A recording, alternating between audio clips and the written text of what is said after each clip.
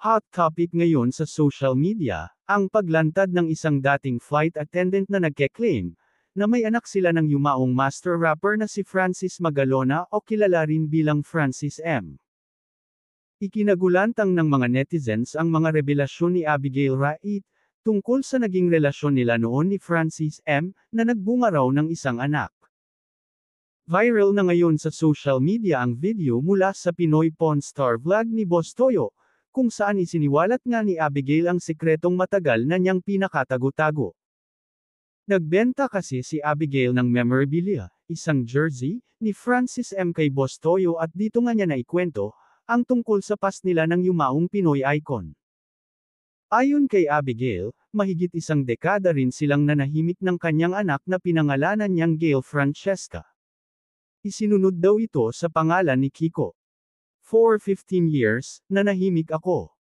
Siguro naman ito na lang yung karapatan na pwede kong magawa para sa kanya, kay Cheska sa anak ko.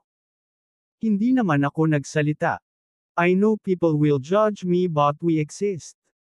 What we had is real, ang sabi ni Abigail sa nasabing vlog, habang ibinebenta ang ilan sa mga memorabilia ni Francis na ani ay nagpapatunay sa kanilang relasyon.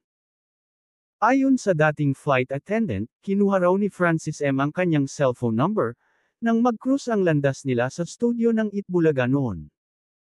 Hanggang sa magkahulugan sila ng loob at nauwi nga sa seryosong relasyon at nabiyayaan ng isang anak. What we had is real, me and my daughter exist. Mahal niya kami, ni Francis, and that's a fact. Napakasakit din daw para sa kanilang mag-ina nang malamang namatay na si Francis M. dahil sa sakit nito. Kwento pa ni Abigail, namana ni Francesca ang talento ng kanyang ama sa pagkanta at pagrarap.